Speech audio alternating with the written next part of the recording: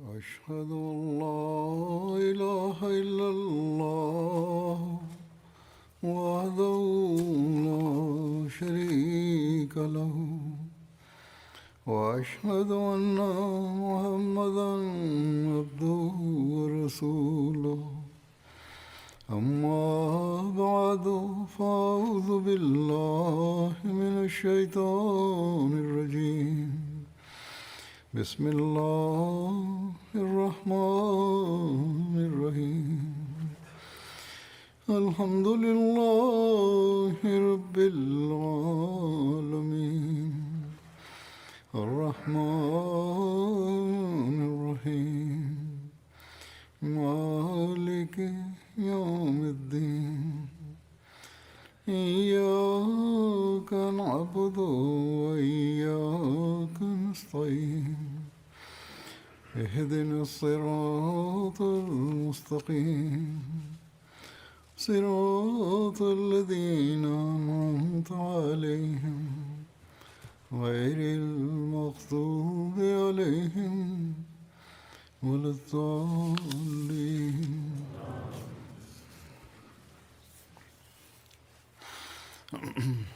പാകിസ്ഥാനിലും മറ്റു ചില സ്ഥലങ്ങളിലും ജമാഅത്തിന്റെ അവസ്ഥയിൽ നമ്മൾ കേവലം സബർ അഥവാ ക്ഷമ കൈക്കൊള്ളുന്നതിന് പകരം എന്തെങ്കിലും പ്രതികരണം പ്രകടിപ്പിക്കണമെന്ന് പറഞ്ഞ് ചിലർ എനിക്ക് എഴുതുകയും അതിനുവേണ്ടി ശക്തമായ തെളിവുകൾ നൽകാൻ ശ്രമിക്കുകയും ചെയ്യുന്നു.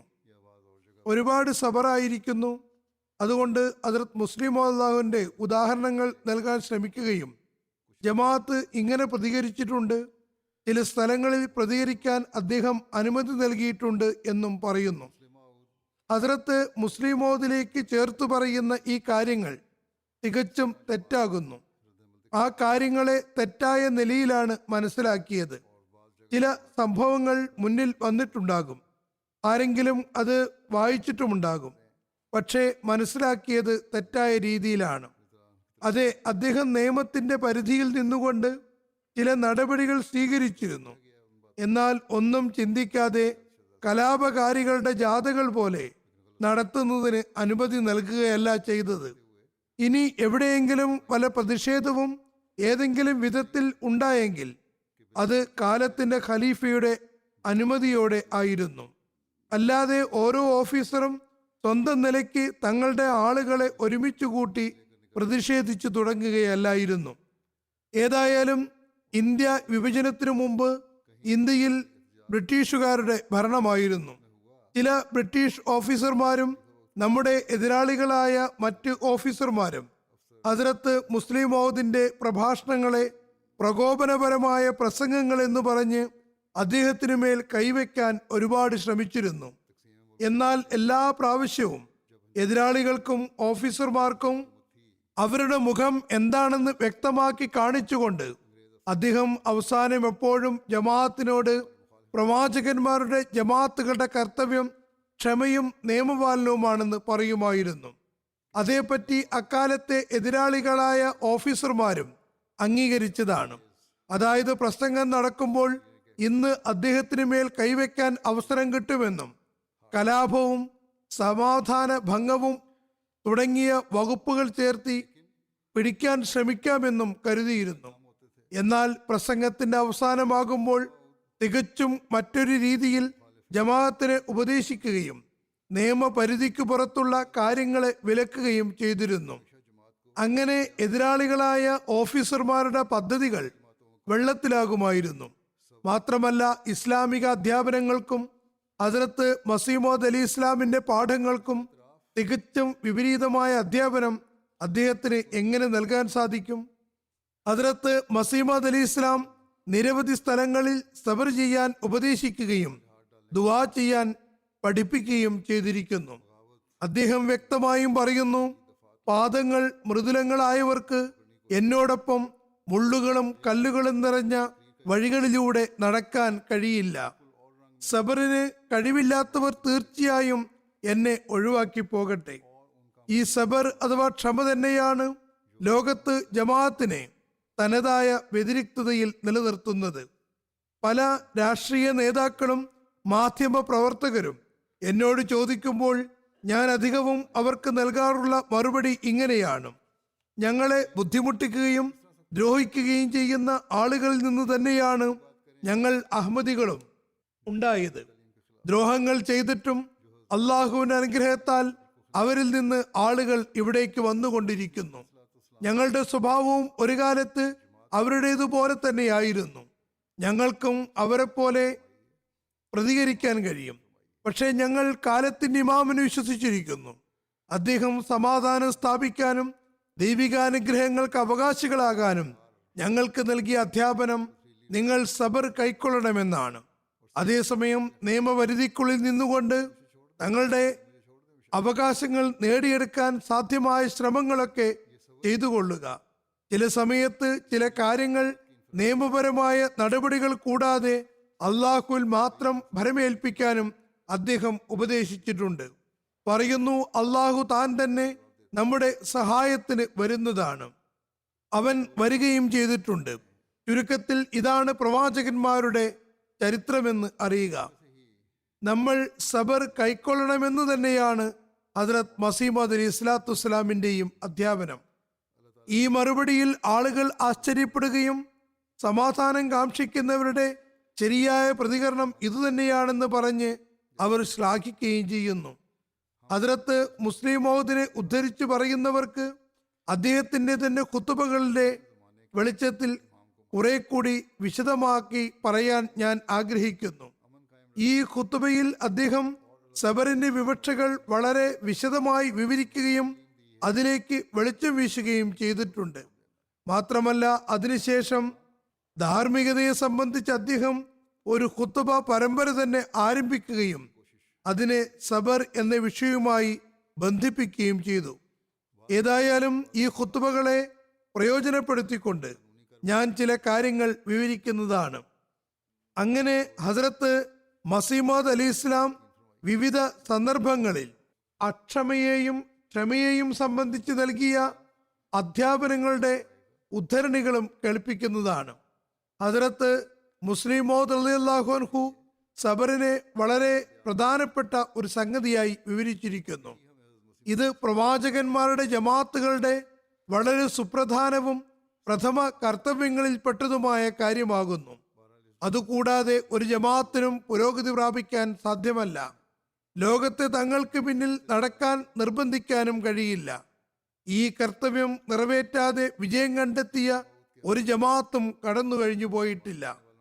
അദ്ദേഹം ഇത് വിശദീകരിച്ചിട്ടുണ്ട്. ചില ആയത്തുകളുടെ വിശദീകരണത്തിലും ഇത് വിവരിച്ചിട്ടുണ്ട്. ആദ്യത്തെ സബർ ഒരാൾക്ക് പ്രതികരിക്കാൻ ശേഷിയും കഴിവുമുണ്ടായിട്ടും സബർ പ്രകടിപ്പിക്കുക എന്നതാണ്. രണ്ടാമത്തേത് എതിർക്കാൻ കഴിവില്ലാത്തത് കൊണ്ട് കാണിക്കുന്ന സബറാകുന്നു. ഇത് നിർബന്ധിതാവസ്ഥയുടെ സബറാണ്. ശക്തി ഉണ്ടായിട്ടും സബർ എന്നതുകൊണ്ടുള്ള വിവക്ഷ കുഴപ്പവും കലാപവും ഉണ്ടാക്കുന്നവർക്കും അക്രമം ചെയ്യുന്നവർക്കും മറുപടി നൽകാതിരിക്കുക, എതിരാളികൾ ചെയ്യുന്നത് പോലെ തന്നെ പ്രതികരിക്കാതിരിക്കുക, അള്ളാഹുവിനെ മുൻനിർത്തി സബർ അതിന്റെ പരമസീമയിൽ തന്നെ പ്രകടിപ്പിക്കുക. കഴിവില്ലാത്തപ്പോൾ സബർ എന്നാൽ ദൈവികമായ വിപത്തുകൾ ഉണ്ടാകുമ്പോൾ അള്ളാഹുവിന്റെ തൃപ്തിയിലാക്കാക്കി ക്ഷമയും കൃതജ്ഞതയും കാണിക്കുക എന്നതാണ്. ഉറുദുവിൽ സബർ എന്നാൽ നിശബ്ദനായിരിക്കുക എന്നതാണ്. അങ്ങനെയായാൽ സബറായി. എന്നാൽ അറബിയിൽ ഇതിന് വളരെ വിശാലമായ അർത്ഥങ്ങളുണ്ട്. അറബിയിൽ അർത്ഥം നോക്കുമ്പോൾ സബറിന്റെ യഥാർത്ഥ വിവക്ഷ എന്തെന്നും ഒരു വിശ്വാസി എങ്ങനെയാണ് സബർ ചെയ്യേണ്ടതെന്നും നമുക്ക് ശരിയായി മനസ്സിലാകുന്നതാണ്. അള്ളാഹു പല സ്ഥലങ്ങളിലും സബറിനെ സംബന്ധിച്ച് ഉപദേശിച്ചിട്ടുണ്ട്. സബർ എന്ന പദത്തിന്റെ യഥാർത്ഥ വിവക്ഷ ദൈവിക കൽപ്പനകളെ മുന്നിൽ വെച്ചുകൊണ്ട് നിഘണ്ടുക്കളിൽ വിവരിച്ചിട്ടുണ്ട്.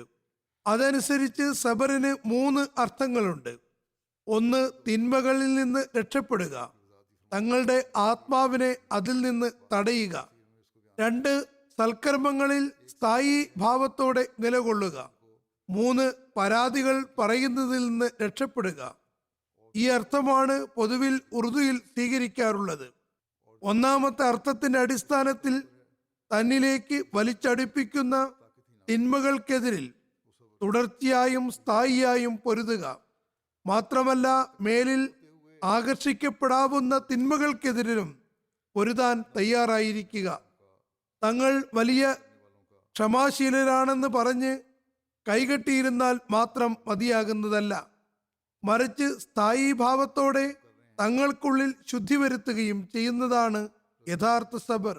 അങ്ങനെയുള്ളവരായി തീർന്നാൽ പിന്നെ ദൈവിക സഹായം ചിന്തിക്കാൻ പോലും കഴിയാത്ത സ്ഥലങ്ങളിൽ നിന്ന് വരുന്നതാണ്. ശത്രുക്കൾ നമ്മൾ സബറിന്റെ കോന്തല കൈവിടണമെന്നും അവരെ പോലെ തന്നെ ചെയ്യണമെന്നും അങ്ങനെ തങ്ങളുടെ ലക്ഷ്യത്തിൽ വിജയിക്കാമെന്നും ആഗ്രഹിക്കുന്നു. എന്നാൽ അള്ളാഹു നമ്മോട് പറയുന്നു, നിങ്ങൾ ബുദ്ധിപൂർവം കാര്യങ്ങൾ ചെയ്യണം. അള്ളാഹുവിന്റെ കൽപ്പനകൾ പ്രകാരം നിങ്ങൾ ഇക്കാര്യങ്ങൾ ചെയ്യുന്നുണ്ടോ എന്ന് സ്വയം വിലയിരുത്തുക, അതനുസരിച്ച് പ്രവർത്തിക്കുക. രണ്ടാമത്തെ വിവക്ഷയനുസരിച്ച് ഒരാൾ തനിക്ക് ലഭ്യമായ നന്മകളിൽ സ്ഥായീഭാവത്തോടെ അടിയുറച്ചു നിൽക്കുകയും ലഭ്യമാകാത്ത നന്മകൾക്ക് വേണ്ടി പരിശ്രമിക്കുകയും ചെയ്യുക എന്നതാണ്. ഇത് സബറിന്റെ ഒരു വകഭേദമാകുന്നു. ഇതും യഥാർത്ഥത്തിൽ ഒരാൾക്ക് ദൈവിക സാമീപ്യം നൽകുന്നതാണ്. ഈ സാമീപ്യം പ്രകടവും പ്രത്യക്ഷത്തിൽ ദുആകൾ മുഖേന ലഭ്യമാകുന്നതുമാണ്.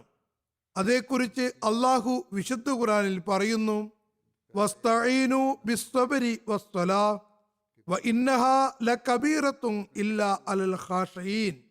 ക്ഷമയും പ്രാർത്ഥനയും മുഖേന അള്ളാഹുവിനോട് സഹായം തേടുവിൻ. തീർച്ചയായും വിനയം കൈക്കൊള്ളുന്നവർക്കല്ലാതെ മറ്റെല്ലാവർക്കും ഇത് പ്രയാസകരമാകുന്നു. അള്ളാഹുവിനെ ഭയപ്പെടുകയും താഴ്മ കാണിക്കുകയും ചെയ്യുന്നവർക്ക് മാത്രമേ ഇത്തരം ക്ഷമ കൈക്കൊള്ളാൻ കഴിയുകയുള്ളൂ. മറ്റൊരു സ്ഥലത്ത് പറയുന്നു, വല്ലദീന സബറു ഇബ്തിഗാഅ വജ്ഹി റബ്ബിഹിം വഅഖാമുസ്സലാത്ത വഅൻഫിഖൂ മിമ്മാ റസഖ്നാഹും സിർറൻ വഅലാനിയ വയദ്റഊന ബിൽഹസനത്തി സയ്യിഅ ഉലൈക ലഹും ഉഖ്ബദ്ദാർ. അള്ളാഹുവിന്റെ തൃപ്തി കാക്ഷിച്ചുകൊണ്ട് സ്ഥിരചിത്തത കൈക്കൊള്ളുകയും നമസ്കാരം നല്ല രീതിയിൽ അനുഷ്ഠിക്കുകയും നാം അവർക്ക് നൽകിയതിൽ നിന്ന് ഗോപ്യമായും പ്രകടമായും ചെലവഴിക്കുകയും തിന്മയെ നന്മ കൊണ്ട് ഇല്ലാതാക്കുകയും ചെയ്യുന്നവർക്ക് തന്നെയാണ് ആ പാരത്രിക ഭവനത്തിന്റെ ഏറ്റവും നല്ല പര്യവസാനമുള്ളത്. ഇവിടെയുള്ള ഭവനം, ഈ ലോകം, അതൊക്കെ താൽക്കാലികമാകുന്നു. ഇവിടെ പ്രയാസങ്ങളുമുണ്ട്. പര്യവസാനം എന്ന നിലയ്ക്കുള്ള അവസാനത്തെ ഭവനം അള്ളാഹുവിന്റെ തൃപ്തി കാക്ഷിക്കുന്നവർക്കാണ് ലഭ്യമാവുക. ചുരുക്കത്തിൽ സബർ എന്നത് സ്ഥിരോത്സാഹത്തോടെ ദുആകൾ മുഖേന അള്ളാഹുവിന്റെ തൃപ്തി ലാക്കാക്കുന്നതിന്റെ പേരാകുന്നു. ഇത് നമ്മുടെ അവസ്ഥകളെ ദൈവിക അധ്യാപനങ്ങൾക്ക് അനുസൃതമാക്കുകയും അങ്ങനെ നമ്മുടെ ജീവിതം നയിക്കുകയും ചെയ്യുമ്പോഴാണ് ലഭിക്കുക. ദൈവപ്രീതി കരസ്ഥമാക്കുന്നത് നമ്മുടെ ലക്ഷ്യമായി മാറണം. ഇനി പറഞ്ഞു വന്നതുപോലെ സബർ എന്നതിന്റെ മറ്റൊരർത്ഥം പരാതി പറയാതിരിക്കുക എന്നതാണ്. പ്രത്യക്ഷത്തിലുള്ള പരീക്ഷണങ്ങൾ, രോഗങ്ങൾ, സാമ്പത്തിക നഷ്ടങ്ങൾ അല്ലെങ്കിൽ മറ്റേതെങ്കിലും പ്രയാസങ്ങൾ വരുമ്പോൾ പരിഭ്രമിക്കുകയോ പരാതിപ്പെടുകയോ ചെയ്തുകൊണ്ട് അള്ളാഹു എന്നോട് ഇതെന്താണ് ചെയ്തതെന്ന് പറയാതിരിക്കുക. ഇതെല്ലാം അക്ഷമയുടെ അടയാളങ്ങളാണ്. അള്ളാഹുവിനെ പറ്റി പരാതി പറയുന്നത് തികച്ചും തെറ്റാകുന്നു. തൻ്റെ കയ്യിലുള്ളതെല്ലാം അള്ളാഹു അനുഗ്രഹമെന്ന നിലയ്ക്ക് തനിക്ക് തന്നതാണെന്നും ഇന്ന് അത് അള്ളാഹു എടുത്തിട്ടുണ്ടെങ്കിൽ നാളെ തിരികെ തരുമെന്ന് എപ്പോഴും ചിന്തിക്കേണ്ടതുമാണ്. ഈ ചിന്ത ഉള്ളവരാണ് യഥാർത്ഥ വിശ്വാസികൾ. ഈ സബർ ചെയ്യുന്നവരാണ് ദൈവദൃഷ്ടിയിൽ യഥാർത്ഥ ക്ഷമാശീലർ എന്ന് പറയപ്പെടുന്നത്. ഈ 3 അർത്ഥങ്ങളാണ് സബറിനുള്ളത്. എന്നാൽ ഓർക്കുക, സബർ എന്തെങ്കിലും ദൗർബല്യം അല്ലെങ്കിൽ ഭൗതിക ഭയം കാരണം ആയിരിക്കരുത്, മറിച്ച് തികച്ചും അള്ളാഹുവിന്റെ പ്രീതിക്ക് വേണ്ടിയായിരിക്കണം. അപ്പോൾ അത് അള്ളാഹുവിന്റെ അനുഗ്രഹങ്ങളെ ആകർഷിക്കുന്ന യഥാർത്ഥ സബറായി തീരുന്നതാണ്. ഒരാൾ വലിയ ഓഫീസർമാർക്ക് മുന്നിൽ അല്ലെങ്കിൽ രാജാവിനു മുന്നിൽ അയാളുടെ ദ്രോഹങ്ങൾ ഉണ്ടായിട്ടും നിശബ്ദനാകുന്നത് അള്ളാഹുവിന്റെ കൽപ്പനയ്ക്ക് വിധേയമായി സബർ കാണിക്കുക എന്ന നിലയിലാണെങ്കിൽ അതാണ് യഥാർത്ഥ സബർ. അത് ജീവിത ഭയം കൊണ്ടാണെങ്കിൽ അത് തെറ്റാകുന്നു. നമ്മൾ സബറിനെ പറ്റി ഉപയോഗിക്കുന്നത് അത് അള്ളാഹുവിന്റെ കൽപ്പനയായതുകൊണ്ട് മാത്രമാണ്. പ്രതികാരം ചെയ്യാനാണെങ്കിൽ നിരവധി അഹമ്മദികൾ തങ്ങൾ ജീവനെയും പരിഗണിക്കുന്നതല്ലെന്ന ആവേശത്തോടെ ഇരിക്കുന്നവരുമുണ്ടാകും. നമുക്ക് പകരം ചോദിച്ചുകൊണ്ട് ഒരിക്കൽ ഈ അക്രമകാരികളെ സ്വാദ് അറിയിക്കാമെന്ന് കരുതുന്നവരുമുണ്ടാകും. എന്നാൽ നമ്മൾ അങ്ങനെ ചെയ്യുന്നതല്ല.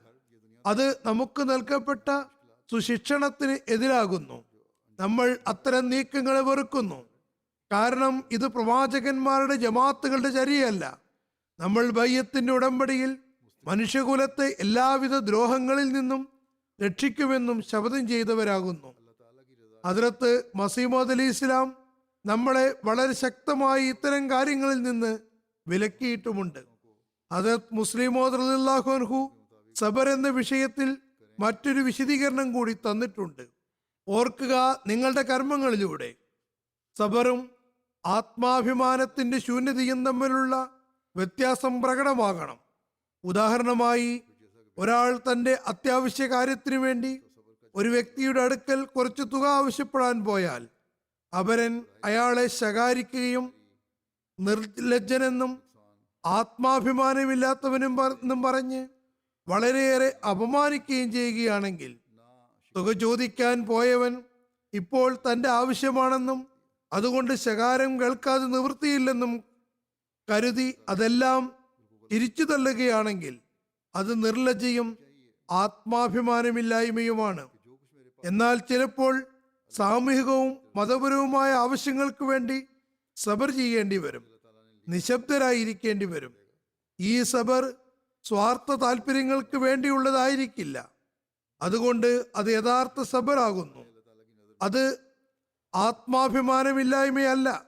ഉദാഹരണമായി, പകരം ചോദിക്കുന്നത് കൊണ്ട് തന്റെ സമുദായത്തിന് പ്രയാസമുണ്ടാകുമെന്ന് കാണുമ്പോൾ അവിടെ ആക്രമിക്കുകയും സബർ കാണിക്കാതിരിക്കുകയും ചെയ്യുന്നവൻ മന്ദബുദ്ധി എന്ന് പറയപ്പെടുന്നതാണ്.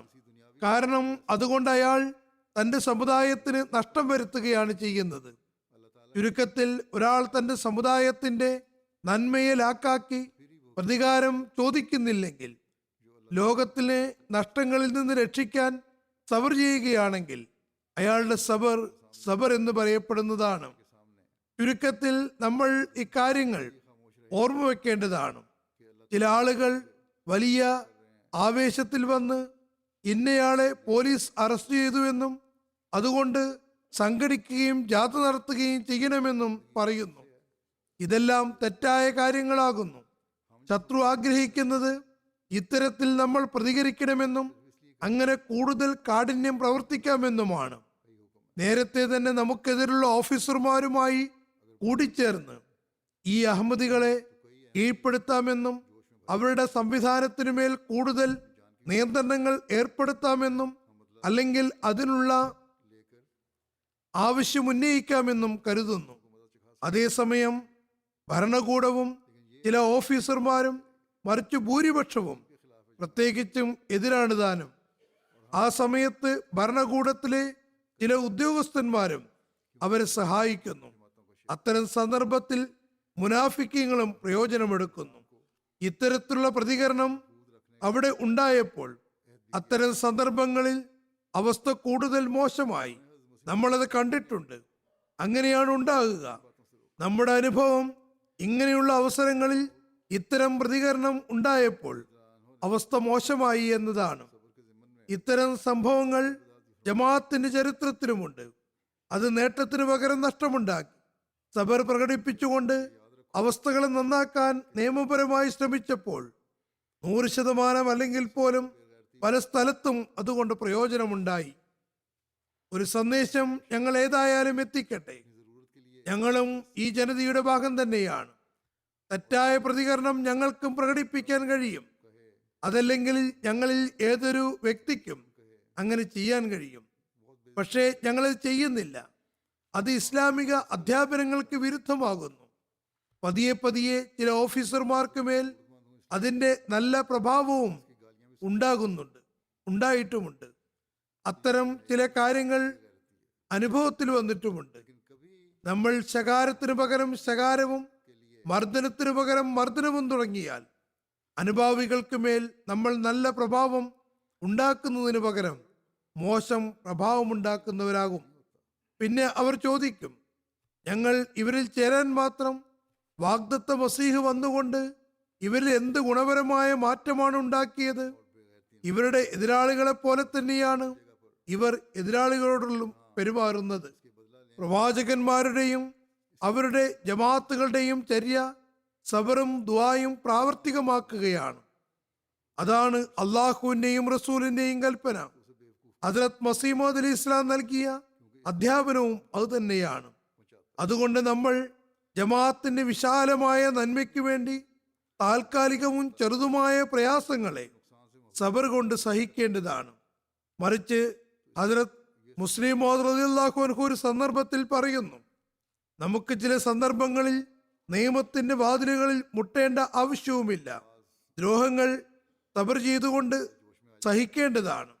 ഹദ്രത്ത് മുസ്ലിം മൗഊദ് ചിലർ ഹദ്രത്ത് മസീഹ് മൗഊദ് അലൈഹി ഇസ്ലാം തന്റെ ഗ്രന്ഥങ്ങളിൽ ചില കഠിനമായ പദങ്ങൾ ഉപയോഗിച്ചിട്ടുണ്ടെന്നും അതുകൊണ്ട് നമുക്കും അങ്ങനെ ചെയ്യാമെന്നും പറയാനിടയുണ്ടെന്ന് പറഞ്ഞുകൊണ്ട് ഹദ്രത്ത് മുസ്ലിം മൗഊദ് റളിയല്ലാഹു തആല അൻഹു ഇപ്രകാരം ഉപദേശിക്കുന്നു: അത്തരം ആളുകൾ ഓർക്കുക, അള്ളാഹുവിന്റെയും പ്രവാചകന്മാരുടെയും മഹത്വം ഒന്ന് വേറെ തന്നെയാണ്. നമുക്ക് ഭൗതിക ലോകത്തും ഇത് കാണാൻ കഴിയും. ഒരു മജിസ്ട്രേറ്റ് അല്ലെങ്കിൽ ജഡ്ജി കുറ്റവാളിയെ കള്ളൻ എന്ന് പറയുന്നു. അത് അദ്ദേഹത്തിന്റെ കടമയും കർത്തവ്യവുമാണ്. അതിന്റെ അടിസ്ഥാനത്തിലാണ് അയാൾക്ക് ശിക്ഷ നൽകുന്നതും അയാളിൽ മാറ്റത്തിനു വേണ്ടി ശ്രമിക്കുകയും ചെയ്യുന്നു. എന്നാൽ ഓരോരുത്തരും മറ്റുള്ളവരെ കള്ളനെന്നും കുറ്റവാളിയെന്നും പറയാൻ പാടില്ല. അങ്ങനെ പറഞ്ഞാൽ കുഴപ്പങ്ങളുണ്ടാകും.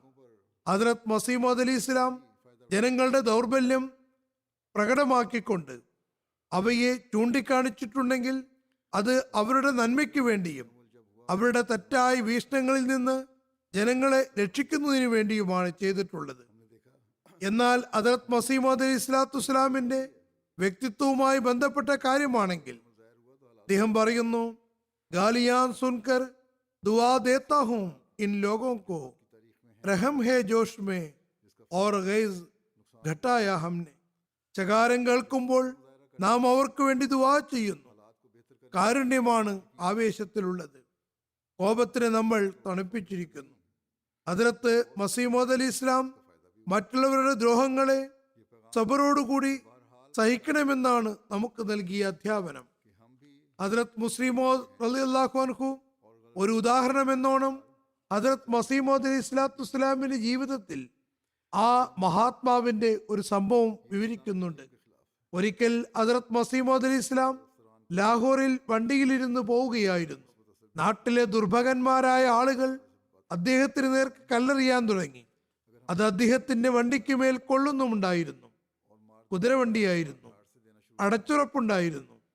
പക്ഷേ ഹദ്രത്ത് മസീഹ് മൗഊദ് അലൈഹി ഇസ്ലാമിന്റെ നെറ്റിയിൽ നീരസത്തിന്റെ ചുളിവ് പോലും പ്രകടമായില്ല. ചില കല്ലുകൾ വണ്ടിയുടെ ജനാല തകർത്ത് അകത്തേക്കും വന്നിരുന്നു. ഏതായാലും അദ്ദേഹത്തിന്റെ സബറിന്റെ പരിണിതഫലമായി അവരിൽ നിന്ന് തന്നെ നൂറുകണക്കിന് ആളുകൾ അദ്ദേഹത്തിന്റെ ദാസഗണത്തിൽ ഭാഗഭാക്കായി. ഈ ധാർമ്മിക ഗുണം ഇന്നും നമ്മൾ കാണിക്കേണ്ടതാണ്.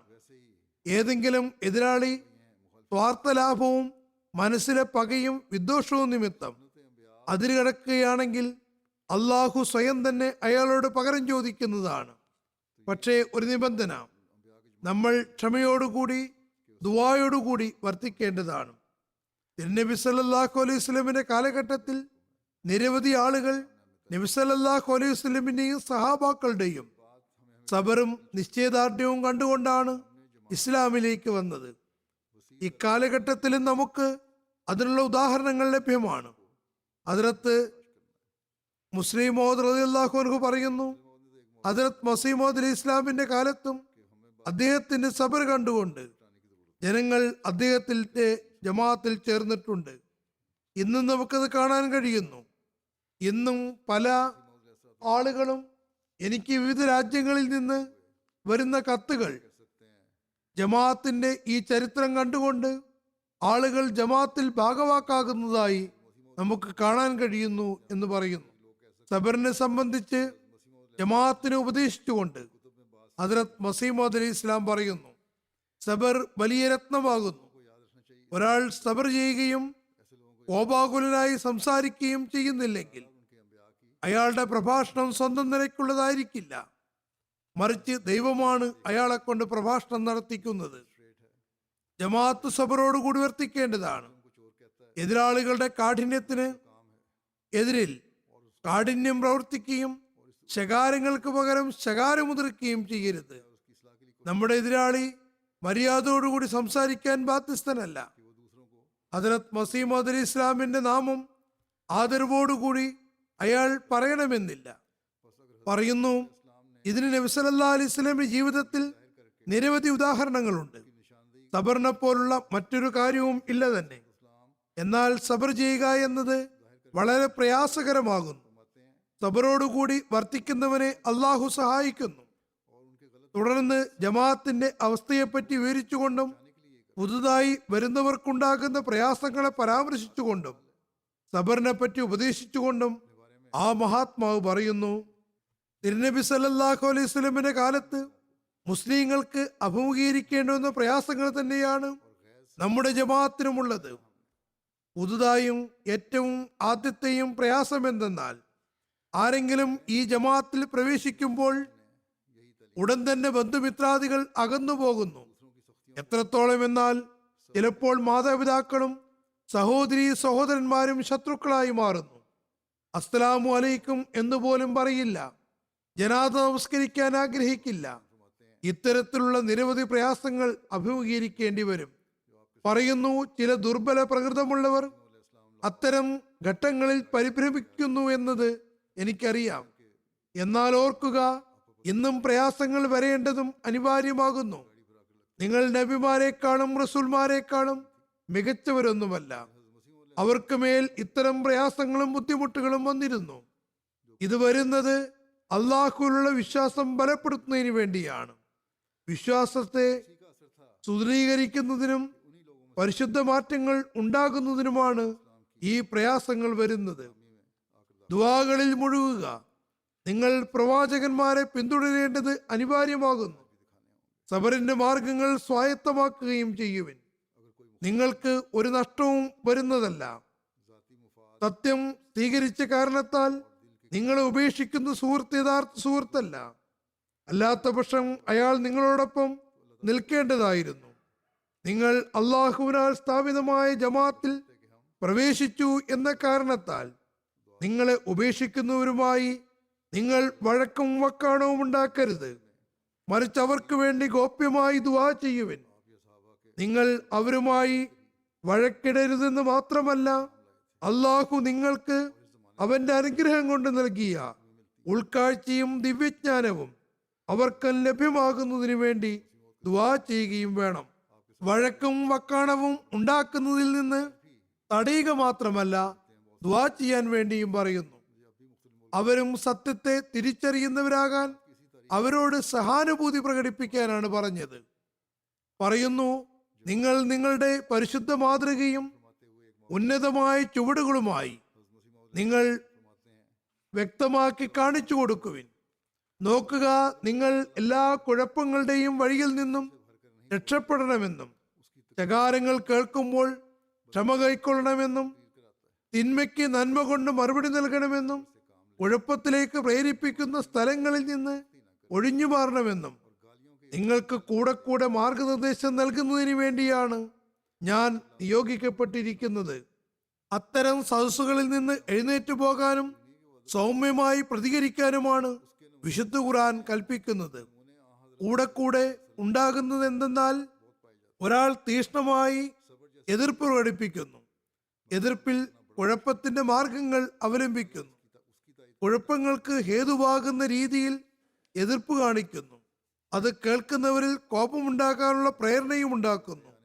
എന്നാൽ അതിനെതിരിൽ സൗമ്യമായി മറുപടി കിട്ടുമ്പോൾ, ശകാരത്തെ എതിർക്കാതിരിക്കുമ്പോൾ അയാൾ സ്വയം ലജ്ജിതനായിത്തീരും. ഇക്കാലഘട്ടത്തിൽ നിരവധി ആളുകൾ ലജ്ജാവിഹീനരായിട്ടുണ്ട് എന്നതും ശരി തന്നെയാണ്. മാത്രമല്ല തിരിച്ചാക്രമിക്കുകയും ചെയ്യുന്നു. എന്നാൽ ലജ്ജ ഉണ്ടാകുന്ന അനവധി ആളുകളുമുണ്ട്. അവർ തങ്ങളുടെ ചെയ്തികളിൽ ലജ്ജിക്കുകയും ഖേദമുള്ളവരായി തീരുകയും ചെയ്യുന്നു. കഴിഞ്ഞ ഖുത്തുബകളിൽ ബംഗ്ലാദേശിലെ സംഭവങ്ങൾ വിവരിച്ചുകൊണ്ട് ഒരു ഉദാഹരണം നൽകിയിരുന്നു.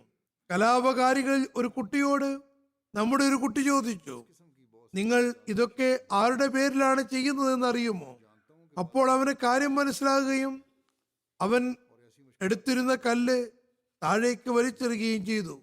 ആ മഹാത്മാവ് പറയുന്നു, ഞാൻ നിങ്ങളോട് സത്യമായും പറയുന്നു, സബർ കൈവിടരുത്. ആയുധക്കോപ്പുകൾ കൊണ്ട് സാധ്യമാകാത്ത കാര്യങ്ങൾ സബർ എന്ന ആയുധം കൊണ്ട് നേടിയെടുക്കാവുന്നതാണ്. സബർ തന്നെയാണ് ഹൃദയങ്ങളെ ജയിച്ചടക്കുന്നത്. തീർച്ചയായും അറിയുക, ഈ ജമാഅത്തിൽ ഭാഗവാക്കായ ഒരു വ്യക്തി ആരോടെങ്കിലും വഴക്ക് കൂടിയെന്നറിയുമ്പോൾ എനിക്ക് വളരെയേറെ ദുഃഖമുണ്ടാകുന്നു. ഈ മാർഗത്തെ ഞാൻ ഒരിക്കലും ഇഷ്ടപ്പെടുന്നില്ല. ലോകത്തിന് മാതൃകയാകേണ്ടുന്ന ജമാഅത്ത് ഇത്തരം തക്വയില്ലാത്ത മാർഗം സ്വീകരിക്കുന്നത് അള്ളാഹുവും ഇഷ്ടപ്പെടുന്നില്ല. മറിച്ച് ഞാൻ നിങ്ങളോട് ഒരു കാര്യം കൂടി വ്യക്തമായും പറയട്ടെ. ആരെങ്കിലും ഈ ജമാഅത്തിൽ ഉൾപ്പെട്ട ശേഷം സബറോടുകൂടി പ്രവർത്തിക്കുന്നില്ലെങ്കിൽ അയാൾ ഈ ജമാഅത്തിൽ പ്രവേശിച്ചിട്ടില്ല എന്ന സംഗതിയെ അള്ളാഹുവും പിന്തുണയ്ക്കുകയാണ് ചെയ്യുന്നത്. വലിയൊരു മുന്നറിയിപ്പാണിത്. ഇത് നമ്മൾ എപ്പോഴും ഓർമ്മ വെക്കേണ്ടതാണ്. പറയുന്നു, എന്നെ ശകാരിക്കുന്നു എന്നതുകൊണ്ടായിരിക്കും വലിയ കോപവും താപവും ഉണ്ടാകുന്നത്. അതുകൊണ്ടല്ലേ നിങ്ങൾക്ക് ദേഷ്യം വരുന്നത്? ഹദ്രത്ത് മസീഹ് മൗഊദ് അലൈഹി ഇസ്ലാം പറയുന്നു, എന്നെ മോശമായി തെറി വിളിക്കുമ്പോൾ നിങ്ങൾക്ക് കോപം ജ്വലിക്കുന്നു. പറയുന്നു, ഈ കാര്യം അള്ളാഹുവിന് വിട്ടുകൊടുക്കുക. നിങ്ങൾക്ക് അതിന് തീരുമാനമുണ്ടാക്കാൻ കഴിയില്ല. എന്റെ വിഷയം അള്ളാഹുവിലേക്ക് വിടുക. നിങ്ങൾ അവരുടെ ശകാരം കേൾക്കുമ്പോൾ സബറും സഹനവും കൈക്കൊള്ളുക. ഞാൻ അവരിൽ നിന്ന് എത്രമാത്രം ശകാരങ്ങൾ കേൾക്കുന്നുവെന്ന് നിങ്ങൾക്ക് എന്തറിയാം? അധികവും മ്ലേച്ഛമായ ശകാരങ്ങൾ നിറഞ്ഞ കത്തുകൾ വരുന്നു. തുറന്ന കാർഡുകളിൽ ശകാരങ്ങൾ എഴുതി പിടിപ്പിക്കുന്നു. കൂലിക്കത്ത് വരുന്നു, അതിന് പൈസയും കൊടുക്കേണ്ടി വരുന്നു. അതായത് സ്റ്റാമ്പ് ഒട്ടിക്കാത്ത കത്തുകൾ, പ്രസ്തുത കത്തുകൾക്ക് സ്റ്റാമ്പിന്റെ പൈസയും കൊടുക്കേണ്ടി വരുന്നു. പിന്നെ അത് വായിക്കുമ്പോൾ അതിൽ തെറിയഭിഷേകമായിരിക്കും ഉണ്ടാവുക, പച്ചത്തെറികളായിരിക്കും. ഒരു പ്രവാചകനെയും ഇതുപോലെ തെറി പറഞ്ഞിട്ടുണ്ടാകില്ല എന്ന് ഞാൻ ഉറപ്പായും മനസ്സിലാക്കുന്നു. അബൂജഹലിനും ഇത്തരം തെറി പറയാനുള്ള ത്രാണി ഉണ്ടാകുമെന്ന് ഞാൻ കരുതുന്നില്ല. ഇവർ പറയുന്ന തെറികൾ പോലെ അബൂജഹൽ പോലും തെറി പറഞ്ഞിട്ടുണ്ടാകില്ല. പക്ഷെ ഇതൊക്കെ കേൾക്കേണ്ടതായി വരുന്നു. ഞാൻ സബർ ചെയ്യുന്നു എന്നിരിക്കെ നിങ്ങളും സബർ ചെയ്യുവിൻ. ശാഖകൾക്ക് തായ്തടിയേക്കാൾ പ്രസക്തിയൊന്നുമില്ല. തന്റെ വ്യക്തിപരമായ കാര്യത്തിൽ അദ്ദേഹം സബറിനെ പാരമ്യത്തിൽ എത്തിച്ചിരുന്നു. ഹദ്രത്ത് മുസ്ലിം മൗഊദ് പറയുന്നത് പോലെ വ്യക്തിപരമായ കാര്യത്തിൽ പരമമായ സബറായിരുന്നു. ഇനി എവിടെയെങ്കിലും പരുഷമായി പറഞ്ഞിട്ടുണ്ടെങ്കിൽ ഹദ്രത്ത് മസീഹ് മൗഊദ് അലൈഹി ഇസ്ലാം പരുഷമായി പറഞ്ഞുവെന്ന് ചിലർ പറയാറുമുണ്ട്. അത് നന്മയ്ക്ക് വേണ്ടിയാണ് പറഞ്ഞത്. ഈ അവകാശം അള്ളാഹുവിൽ അദ്ദേഹത്തിന് ലഭിച്ചതാണ്. എല്ലാവർക്കും അതിനുള്ള അധികാരമില്ല. അവകാശമില്ലാതെ നമ്മൾ അത്തരം കാര്യങ്ങൾ പറഞ്ഞാൽ അതുകൊണ്ട് നന്മയ്ക്ക് പകരം കുഴപ്പങ്ങളും പരക്കാനും വർദ്ധിക്കാനും കൂടുതൽ സാധ്യതയുണ്ട്. വീണ്ടും ആ മഹാത്മാവ് പറയുന്നു, നോക്കുക, ഇവർ എത്ര കാലം ശകാരിച്ചു കൊണ്ടിരിക്കും. അവസാനം അവർ തന്നെ ക്ഷീണിക്കുന്നതാണ്. അവരുടെ ചീത്തവിളികളും പദ്ധതികളും ഒരിക്കലും എന്നെ തളർത്തുന്നതല്ല. അതുകൊണ്ട് നമ്മളും ക്ഷീണിക്കാൻ പാടില്ല. ഞാൻ അള്ളാഹുവിൽ നിന്നുള്ളവനല്ലായിരുന്നുവെങ്കിൽ തീർച്ചയായും ഞാൻ ഈ ശകാരങ്ങൾ കേൾക്കുമ്പോൾ പരിഭ്രമിക്കുമായിരുന്നു. എന്നാൽ എന്നെ അള്ളാഹുവാണ് നിയോഗിച്ചതെന്ന് ഞാൻ ഉറപ്പായും അറിയുന്നു. എന്നിരിക്കെ ഞാൻ എന്തിന് ഈ നിസ്സാര കാര്യങ്ങളെ പരിഗണിക്കണം? അതൊരിക്കലും സാധ്യമല്ല. ഈ ശകാരങ്ങൾ അവർക്കാണോ എനിക്കാണോ ആർക്കാണ് നഷ്ടമുണ്ടാക്കിയതെന്ന് നിങ്ങൾ തന്നെ ചിന്തിച്ചു നോക്കുവിൻ. അവരുടെ ജമാഅത്ത് ശോഷിക്കുകയും എന്റെ ജമാഅത്ത് പുരോഗതിപ്പെടുകയും ചെയ്യുന്നു. ജമാഅത്ത് വർദ്ധിക്കുന്നുവെങ്കിൽ അത് ഇവരിൽ നിന്ന് തന്നെ ആളുകൾ വന്നിട്ടാണ് വർദ്ധിക്കുന്നത്. ശകാരങ്ങൾക്ക് തടസ്സമുണ്ടാക്കാൻ കഴിയുമായിരുന്നുവെങ്കിൽ അത് ലക്ഷത്തിലധികമായി ജമാഅത്ത് എവിടെ ഉണ്ടാകാനാണ്? ഈ കാര്യം ആ മഹാത്മാവ് പറയുന്ന കാലഘട്ടത്തിലുണ്ടായിരുന്ന ജമാഅത്ത് അംഗങ്ങളുടെ എണ്ണമാണ്. അതിൽ 2 ലക്ഷമായിരുന്നു. ഇന്ന് അല്ലാഹുവിന്റെ അനുഗ്രഹത്താൽ ലോകത്തുള്ള എല്ലാ രാഷ്ട്രങ്ങളിലും ആ മഹാത്മാവിന്റെ സന്ദേശം എത്തിയിരിക്കുന്നു. ജമാഅത്ത് സ്ഥാപിതമായിരിക്കുന്നു. എന്തെങ്കിലും പ്രതികരണവും ശക്തിയും കൊണ്ടാണോ ഇതുണ്ടായത്? അല്ല, മറിച്ച് ഇത് ത്യാഗങ്ങളുടെയും സബറിന്റെയും ദുആകളുടെയും പരിണിതിയാകുന്നു. ചുരുക്കത്തിൽ ഈ വലിയ ലക്ഷ്യം കരസ്ഥമാക്കുന്നതിന് വേണ്ടി നമ്മൾ സബർ പ്രകടിപ്പിച്ചുകൊണ്ടിരിക്കണം. തുടർന്ന് അദ്ദേഹം പറയുന്നു, ഇവർ അവരിൽ നിന്ന് തന്നെ വന്നവരല്ലേ, അല്ലാതെ വേറെ എവിടെ നിന്നെങ്കിലും വന്നതാണോ? അവർ എനിക്കുമേൽ കുഫ്ർ ഫത്വ ഇറക്കി. എന്നാൽ ഈ കുഫ്ർ ഫത്വയ്ക്ക് എന്ത് സ്വാധീനമാണ് ഉണ്ടാക്കാൻ കഴിഞ്ഞത്? ജമാഅത്ത് അഭിവൃദ്ധി പ്രാപിച്ചു. ഈ പ്രസ്ഥാനം തന്ത്രങ്ങൾ മെനഞ്ഞുകൊണ്ടാണ് നടത്തിയിരുന്നതെങ്കിൽ തീർച്ചയായും ആ ഫത്വയുടെ പ്രഭാവം ഉണ്ടാകുമായിരുന്നു. എന്റെ മാർഗത്തിൽ പ്രസ്തുത കുഫർ ഫത്വ വലിയ തടസ്സം സൃഷ്ടിക്കുമായിരുന്നു. എന്നാൽ അള്ളാഹു എന്നുള്ള കാര്യത്തെ ഇല്ലാതാക്കാൻ മനുഷ്യന് കഴിവില്ല. എനിക്കെതിരുള്ള പദ്ധതികൾ ഉണ്ടാക്കുന്നു. തിരിച്ചറിയുന്നവർക്ക് ഖേദമുണ്ടാക്കുന്നു. ഞാൻ തുറന്നു പറയട്ടെ, എന്നെ എതിർക്കുന്നവർ വാസ്തവത്തിൽ ശക്തമായി ഒഴുകി വരുന്ന മഹത്തായ ഒരു നദിക്ക് മുന്നിൽ തങ്ങളുടെ കൈകൾ വെച്ചുകൊണ്ട് അതിനെ തടയാൻ ശ്രമിക്കുന്നത് പോലെയാണ്. വെള്ളത്തിന്റെ ആ ശക്തിയായ ഒഴുക്ക് വരുന്നു. അവർ അതിനു മുന്നിൽ കൈവച്ചുകൊണ്ട് അതിനെ തടുക്കാമെന്ന് കരുതുന്നു. എന്നാൽ അതുകൊണ്ട് ആ ഒഴുക്ക് നിൽക്കുകയില്ല എന്നതാണ് വാസ്തവം. അവർ ചീത്ത പറഞ്ഞുകൊണ്ട് തടയാൻ ശ്രമിക്കുന്നു. എന്നാൽ ഓർക്കുക, ഇത് നിൽക്കുന്നതല്ല. ചീത്ത പറയുന്നത് സൽപ്രകൃതരായ ആളുകളുടെ ജോലിയാണോ? എനിക്ക് മുസ്ലിങ്ങൾക്ക് മേൽ വളരെയേറെ ഖേദമുണ്ട്. ഇത് എന്തിനാണ് ഇത്രയും നിർലജ്ജമായി വായു തുറക്കുന്നത്? പാകിസ്ഥാനിൽ ഇവരുടെ ജാഥകളിൽ വികൃതമായ തെറികൾ വിളിക്കുന്നു. പറയുന്നു, ഞങ്ങൾ അള്ളാഹുവിന് ശപഥം ചെയ്തുകൊണ്ട് പറയട്ടെ, ഞാൻ ഈ മുസ്ലിങ്ങൾ എന്ന് പറയപ്പെടുന്നവരിൽ നിന്ന് കേട്ട രീതിയിലുള്ള തെറികൾ അധകൃത വർഗക്കാരായ ആളുകളിൽ നിന്ന് പോലും കേട്ടിട്ടില്ല. ഈ തെറിവിളിയിൽ അവർ തങ്ങളുടെ അവസ്ഥ പ്രകടിപ്പിക്കുകയാണ് ചെയ്യുന്നത്.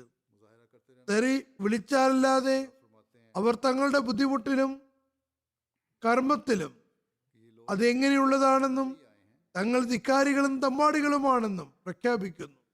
അള്ളാഹു അവരുടെ കണ്ണുകൾ തുറക്കുകയും അവർക്ക് മേൽ കരുണ കാണിക്കുകയും ചെയ്യട്ടെ. പറയുന്നു, ഇങ്ങനെ തെറിവിളിക്കുന്നവർ 1 കോടി ഉണ്ടെങ്കിലും അവർക്ക് അള്ളാഹുവിന് ഒരു നഷ്ടവും വരുത്താൻ സാധ്യമല്ല. 1 പൈസയുടെ കാർഡല്ലേ നഷ്ടമാകുന്നുള്ളൂ എന്ന് അവർ കരുതുന്നു. പക്ഷേ ഈ പൈസയുടെ നഷ്ടത്തോടൊപ്പം തങ്ങളുടെ കർമ്മപുസ്തകവും കരുവാളിപ്പിച്ചു പോകുന്നുവെന്ന് അവരറിയുന്നില്ല. കാർഡിൽ തെറി എഴുതുന്നതോടൊപ്പം തങ്ങളുടെ കർമ്മങ്ങളും അവർ കരുവാളിപ്പിക്കുന്നു. എന്നിരിക്കെ ഇവർ എന്തിനാണ് തെറി പറയുന്നത് എന്ന് നമുക്ക് മനസ്സിലാകുന്നില്ല. വിശുദ്ധ ഖുർആനെ ഉപേക്ഷിക്കരുതെന്നും നബി സല്ലല്ലാഹു അലൈഹി വസല്ലം കളവാക്കരുതെന്നും ഞാൻ പറഞ്ഞതാണ്. കഷ്ടമെന്ന് പറയട്ടെ, വിശുദ്ധ ഖുർആനിൽ ഹദ്റത്ത് ഈസാ അലൈഹി ഇസ്ലാം മരിച്ചുപോയെന്നും ഇനി ഭൂമിയിൽ വരികയില്ലെന്നും പറയുന്നു. ഇത് വിശുദ്ധ ഖുർആന്റെ അധ്യാപനങ്ങൾക്ക് വിരുദ്ധമാണെന്ന് ഇവർ അംഗീകരിക്കാൻ തയ്യാറല്ല. ഞാൻ വന്നില്ലായിരുന്നുവെങ്കിൽ, ഈ പ്രസ്ഥാനം സ്ഥാപിക്കപ്പെട്ടില്ലായിരുന്നുവെങ്കിൽ ഇവർക്ക് ആഗ്രഹമുള്ളതെല്ലാം പറയാമായിരുന്നു.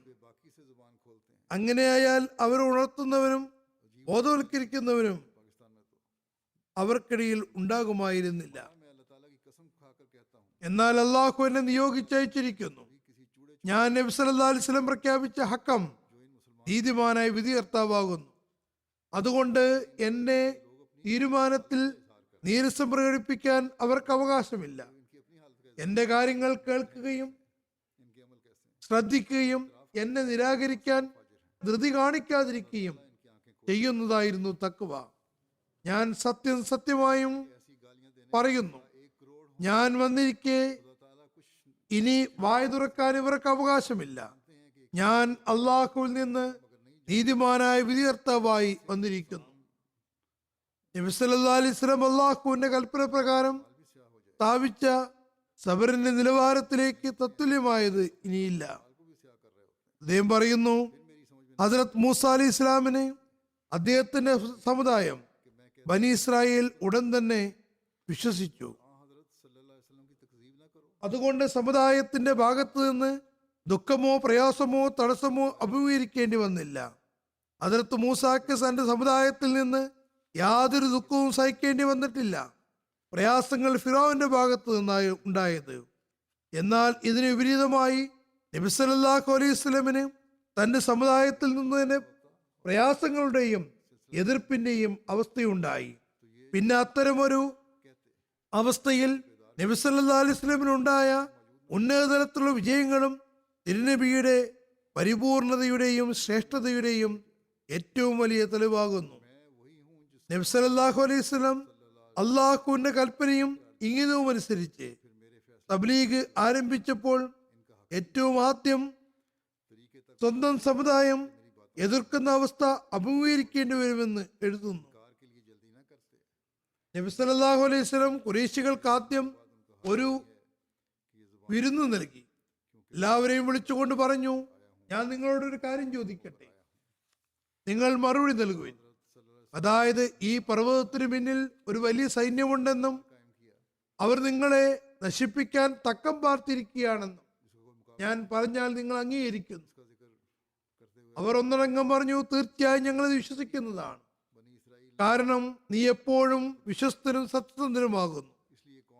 അവരിത് സമ്മതിച്ചപ്പോൾ നബി സല്ലല്ലാഹു അലൈഹി വസല്ലം പറഞ്ഞു, നോക്കുക, ഞാൻ നിങ്ങളോട് സത്യമായും പറയുന്നു, ഞാൻ അള്ളാഹുവിൽ നിന്നുള്ള പ്രവാചകനാകുന്നു. നിങ്ങൾക്ക് വരാനുള്ള വിപത്തിനെ കുറിച്ച് ഞാൻ മുന്നറിയിപ്പ് നൽകുകയാണ്. ഇത്രയും പറഞ്ഞപ്പോൾ തന്നെ എല്ലാവരും കോപാകുലരായി. ഒരു ദ്രോഹി പറഞ്ഞു, തബ്ബല്ലക്ക സായിമൽ യൗം, അതായത് നൗസുബില്ല, നബി സല്ലല്ലാഹു അലൈഹി വസല്ലം നാശമുണ്ടാകട്ടെ. പറയുന്നു, കഷ്ടമെന്ന് പറയട്ടെ, അവരുടെ നന്മയ്ക്കും ക്ഷേമത്തിനും വേണ്ടി പറഞ്ഞ കാര്യങ്ങളെ വീണ്ടും വിചാരമില്ലാത്ത സമൂഹം മോശമാണെന്ന് കരുതി എതിർക്കാനാണ് തുനിഞ്ഞത്. ഇനി ഇതിന് നേരെ വിപരീതമായ മൂസയുടെ സമുദായത്തെ നോക്കുക. ബനി ഇസ്രായേൽ വളരെ കഠിനഹൃദയരായിരുന്നുവെങ്കിലും അവർ ഹദ്റത്ത് മൂസ അലൈഹി ഇസ്ലാമിയുടെ തബ്ലീഗിനെ ഉടൻ തന്നെ സ്വീകരിച്ചു. മൂസായെക്കാളും ശ്രേഷ്ഠനായ പ്രവാചകനെ അംഗീകരിച്ചുമില്ല. അദ്ദേഹം ഒരു ഉദാഹരണം പറയുകയാണ്. മൂസ നബിയുടെ ജനത ഹദ്റത്ത് മൂസയെ അംഗീകരിച്ചു. എന്നാൽ അദ്ദേഹത്തെക്കാൾ ശ്രേഷ്ഠനായ പ്രവാചകനെ അംഗീകരിച്ചില്ല, എതിർക്കാൻ തയ്യാറായി. നബി സല്ലല്ലാഹു അലൈഹി വസല്ലമന് പ്രയാസങ്ങളുടെ ഒരു ശൃംഖല തന്നെ ആരംഭിച്ചു. എല്ലാ ദിവസവും വധിക്കാനുള്ള പദ്ധതികൾ ആവിഷ്കരിക്കപ്പെട്ടു. ഈ കാലഘട്ടം എത്രത്തോളം നീണ്ടുവെന്നാൽ 13 വർഷമോ തുടർന്നു പോന്നു. 13 വർഷക്കാലം കുറഞ്ഞ കാലയളവൊന്നുമല്ല.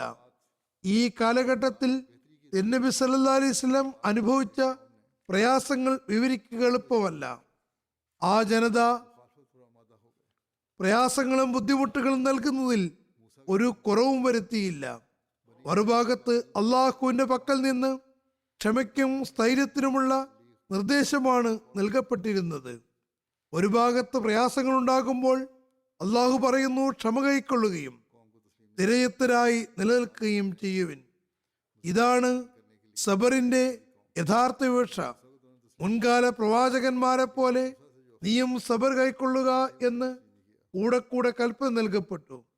നബി സല്ലല്ലാഹു അലൈഹി വസല്ലം വളരെ ഉന്നതമായ നിലയിൽ സബറോടുകൂടി ഈ പ്രയാസങ്ങൾ സഹിക്കുകയുണ്ടായി. തബ്ലീഗിൽ അലസനായതുമില്ല, മറിച്ച് ചുവട് മുന്നോട്ട് തന്നെ നീങ്ങിക്കൊണ്ടിരുന്നു. വാസ്തവത്തിൽ നബി സല്ലല്ലാഹു അലൈഹി വസല്ലമിന്റെ സബർ മുൻകാല പ്രവാചകന്മാരുടേതുപോലെ അല്ലായിരുന്നു. കാരണം അവരെല്ലാം ഒരു നിശ്ചിത സമുദായത്തിലേക്ക് നിയോഗിക്കപ്പെട്ടവരായിരുന്നു. അതുകൊണ്ട് അവർക്കുള്ള പ്രയാസങ്ങളും ബുദ്ധിമുട്ടുകളും അതേ രീതിയിൽ പരിമിതമായിരുന്നു. എന്നാൽ ഇതിനു മുന്നിൽ നബി സല്ലല്ലാഹു അലൈഹി വസല്ലം സബർ വളരെ വലുതായിരുന്നു. കാരണം ഏറ്റവും ആദ്യം നബി സല്ലല്ലാഹു അലൈഹി വസല്ലമിന് ജനത തന്നെ നബി സല്ലല്ലാഹു അലൈഹി വസല്ലമിന് എതിരായി തീർന്ന് ബുദ്ധിമുട്ടിക്കാൻ ശ്രമിച്ചുകൊണ്ടിരുന്നു. പിന്നെ ക്രിസ്ത്യാനികളും ശത്രുക്കളായി. ഹദ്റത്ത് ഈസാ അലൈഹി ഇസ്ലാം കേവലം ഒരു ദൈവദാസനാണെന്നും ആ പ്രവാചകനെന്നും പറഞ്ഞപ്പോൾ അവർക്ക് തീ പിടിച്ചതുപോലെയായി. കാരണം അവർ അദ്ദേഹത്തെ ദൈവമാക്കി വെച്ചിട്ടുണ്ടായിരുന്നു. നബി സല്ലല്ലാഹു അലൈഹി വസല്ലം വന്ന് യഥാർത്ഥ കാര്യങ്ങൾ വെളിപ്പെടുത്തി. ആരെയെങ്കിലും ദൈവമാക്കി അതിനെ ആരാധിച്ച് തുടങ്ങിയാൽ പിന്നെ അതിനെ ഉപേക്ഷിക്കുക എന്നത് മനുഷ്യന് എളുപ്പമുള്ള കാര്യമല്ല. മറിച്ച് അതിനെ ഉപേക്ഷിക്കുന്നത് വളരെ പ്രയാസകരമായിരിക്കും. ക്രിസ്ത്യാനികളുടെ വിശ്വാസം രൂപണമായിട്ടുണ്ടായിരുന്നു. അതുകൊണ്ട് അവർ നബി സല്ലല്ലാഹു അലൈഹി വസല്ലമിന് അവരുടെ കൃത്രിമ ദൈവത്തെ മനുഷ്യനാക്കി എന്ന് കേട്ടപ്പോൾ അവർ നബി സല്ലല്ലാഹു അലൈഹി വസല്ലമിന്റെ ബദ്ധവൈരികളായി മാറി. ഒരു ഭാഗത്ത് സ്വന്തം ജനത ശത്രുക്കളായി. നിഷേധികളെക്കാളും വിഗ്രഹാരാധകരും ശത്രുക്കളായി മാറി. പിന്നെ ക്രിസ്ത്യാനികളും ശത്രുക്കളായി മാറി. അതേപോലെ ആചാരങ്ങൾ ആരംഭിക്കുകയും ചെയ്തിരുന്നു. തുടർന്ന് യഹൂദികളെ പറ്റി പരാമർശിക്കുന്നു. അവരിൽ ശിർക്കൻ ആചാരങ്ങൾ കടന്നുകൂടിയിട്ടുണ്ടായിരുന്നു. അവർ ഹദ്റത്ത് ഈസാ അലൈഹി ഇസ്ലാമിനെ പൂർണ്ണമായും നിരാകരിക്കുന്നു. ഹദ്റത്ത് ഈസാ അലൈഹി ഇസ്ലാമിനെ അംഗീകരിക്കാൻ തയ്യാറായതുമില്ല. അങ്ങനെ യഹൂദികൾക്ക് മുന്നറിയിപ്പ് നൽകിയ കാര്യങ്ങൾ അവരും ശത്രുക്കളുമായി മുന്നോട്ട് വന്നു. ഇപ്പോൾ യഹൂദികളും ക്രിസ്ത്യാനികളും ബഹുദൈവ ആരാധകരും മറ്റ് മതക്കാരുമെല്ലാം തന്നെ എതിരാളികളായി മാറി. കാരണം യഹൂദികൾ നൗസുബില്ല ഈസാ നബി അലൈഹി ഇസ്ലാമിനെ കറ്റുകെട്ടുകാരനും കള്ളവാദിയുമാണെന്ന് പറഞ്ഞുകൊണ്ടിരുന്നു. അതിനെതിരെ നബി സല്ലല്ലാഹു അലൈഹി വസല്ലം അവരോട് പറഞ്ഞു, നിങ്ങൾ അദ്ദേഹത്തെ വ്യാജനെന്ന് പറയുമ്പോൾ നിങ്ങൾ സ്വയം വ്യാജന്മാരായി തീരുകയാണ് ചെയ്യുന്നത്. അദ്ദേഹം അള്ളാഹുവിന്റെ വരിഷ്ഠ പ്രവാചകനായിരുന്നു. ഇതിനു പുറമെ അവരുടെ ശത്രുതയ്ക്കുള്ള ഒരു കാരണം അവർ തങ്ങളുടെ അജ്ഞതയും ധാരണക്കുറവും കാരണം ഖാത്തമുൻ നബിയൻ ബനി ഇസ്രായേലിൽ നിന്ന് വരുമെന്ന് കരുതിയിരുന്നു. തൗറാത്തിൽ ദൈവിക ചര്യയെ പറ്റി പറയുന്നുണ്ട്. അവസാന പ്രവാചകനെ സംബന്ധിച്ചുള്ള പ്രവചനത്തിലെ വാക്കുകളിൽ ഇവർക്ക് സംശയമുണ്ടായി. അവിടെ നിന്റെ സഹോദരന്മാരിൽ നിന്ന് എന്ന് എഴുതിയിട്ടുണ്ട്. അതിന്റെ അർത്ഥം ബനി ഇസ്രായേൽ തന്നെയാണെന്ന് അവർ ധരിച്ച ശായി. വാസ്തവത്തിൽ അതിന്റെ വിഷ ബനി ഇസ്മായിൽ ആയിരുന്നു. ചുരുക്കത്തിൽ അവർ താൻ ഖാത്തമുൻ നബീനാണെന്ന് നബി സല്ലല്ലാഹു അലൈഹി വസല്ലമിന്റെ വാദം കേട്ടപ്പോൾ അവരുടെ പ്രതീക്ഷകളെല്ലാം അസ്ഥാനത്തായി. അവർ തൗറാത്തിന്റെ പ്രവചനത്തെക്കുറിച്ച് മനസ്സിലാക്കിയത് തെറ്റായിരുന്നുവെന്ന് പറയപ്പെട്ടു. അതുകൊണ്ട് അവർക്കും അത് തീപിടിച്ചതുപോലെയായി. എതിർക്കാൻ രംഗത്തേക്ക് വരികയും ചെയ്തു. ഒരു അനഹമ്മദി ഏതോ ഗ്രാമത്തിൽ നിന്ന് ഹദ്റത്ത് മസീഹ് അലി ഇസ്ലാമിന്റെ സവിധത്തിലെത്തി. തന്റെ ഗ്രാമത്തിൽ മൗലവിമാരും എതിർപ്പിനെ പറ്റി വളരെ പരാമർശിച്ചുകൊണ്ട് ദുആക്ക് അപേക്ഷിച്ചു. എന്നിട്ട് പറഞ്ഞു, എന്റെ ഗ്രന്ഥത്തിൽ മദ്രസയിൽ ജോലി നോക്കുന്ന മൗലവി നമ്മുടെ ഘടന വിരോധിയാണ്, എനിക്ക് ഒരുപാട് പ്രയാസങ്ങൾ നൽകുന്നു. ഹുസൂർ അയാൾ അവിടെ നിന്ന് മാറിപ്പോകാൻ ദുആ ചെയ്താലും. അപ്പോൾ ഹദ്റത്ത് മസീഹ് അലി ഇസ്ലാം പുറത്തു വന്നുകൊണ്ട് ജനങ്ങളെ ഉപദേശിച്ചുകൊണ്ട് പറഞ്ഞു, ഈ ജമാഅത്തിൽ പ്രവേശിച്ചു കഴിഞ്ഞാൽ അതിന്റെ അധ്യാപനം അനുസരിച്ച് പ്രവർത്തിക്കുക. നിങ്ങൾക്ക് പ്രയാസങ്ങൾ ഉണ്ടാകുന്നില്ലെങ്കിൽ പിന്നെങ്ങനെയാണ് നിങ്ങൾക്ക് പുണ്യം ലഭിക്കുക? നബി സല്ലല്ലാഹു അലൈഹി വസല്ലം മക്കയിൽ 13 വർഷം പ്രയാസങ്ങൾ സഹിച്ചു. നിങ്ങൾക്ക് ഇക്കാലഘട്ടത്തിലെ പ്രയാസങ്ങളെ പറ്റി അറിവില്ല, അത് നിങ്ങൾക്കുള്ളിലേക്ക് എത്തിയിട്ടുമില്ല. നബി സല്ലല്ലാഹു അലൈഹി വസല്ലം സഹാബാക്കൾക്ക് സബറിനെ പരിചയപ്പെടുത്തി അധ്യാപനങ്ങൾ നൽകി.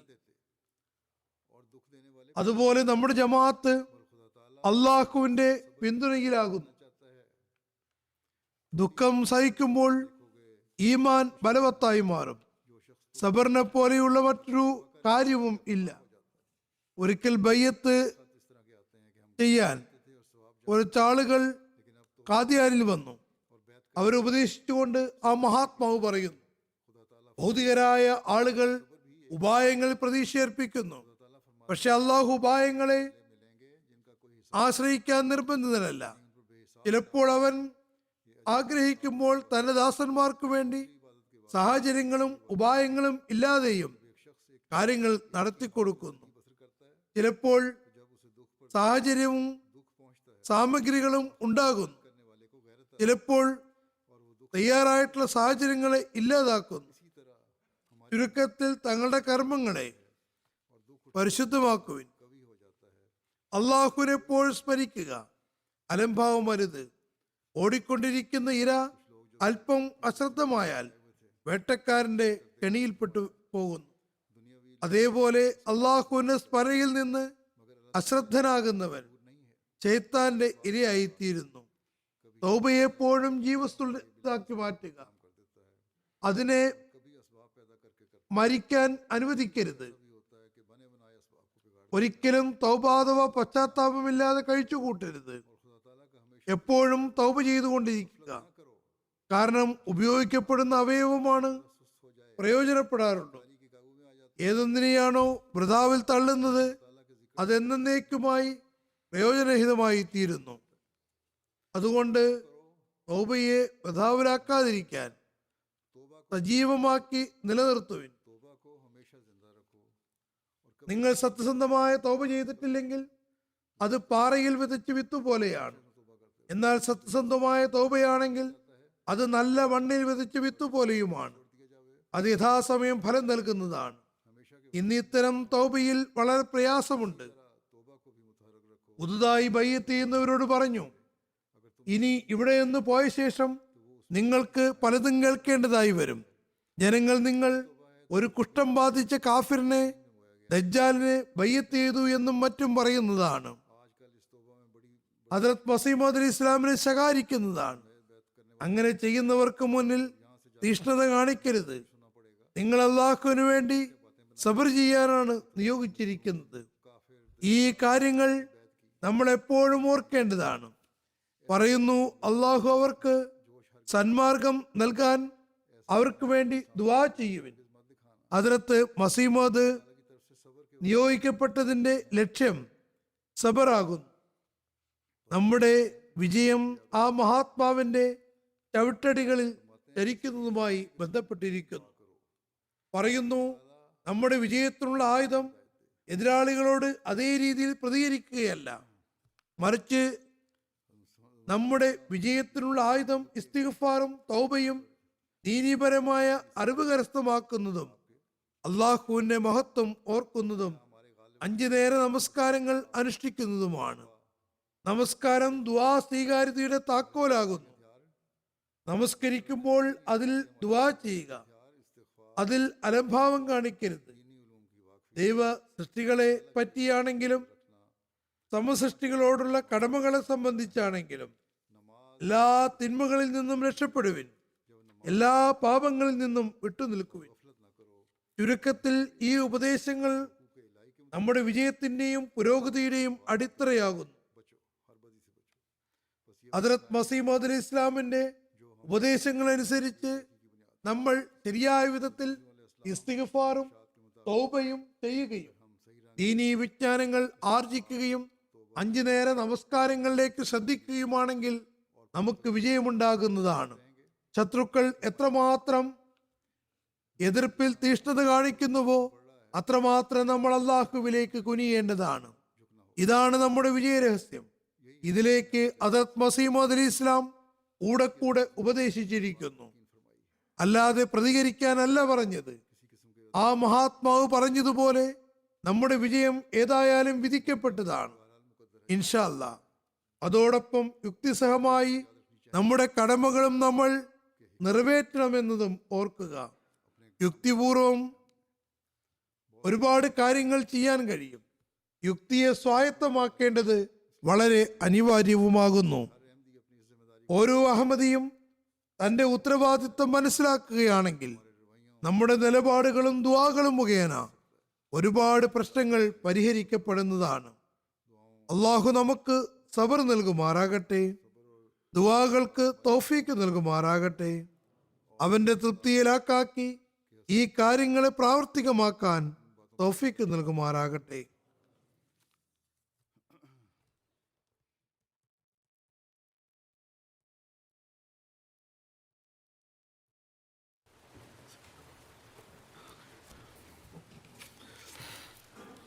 الحمد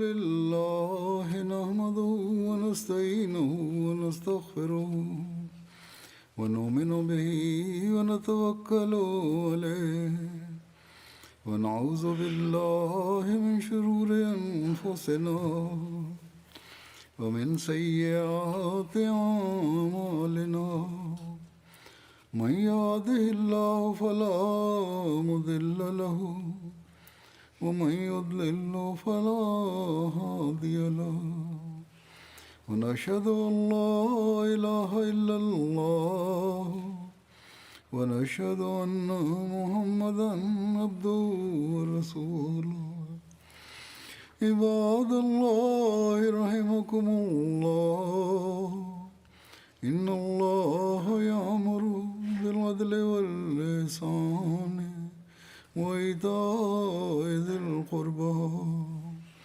وينهى عن الفحشاء والمنكر والبغي يعظكم لعلكم تذكرون اذكروا الله يذكركم وادعوه يستجب لكم ولذكر الله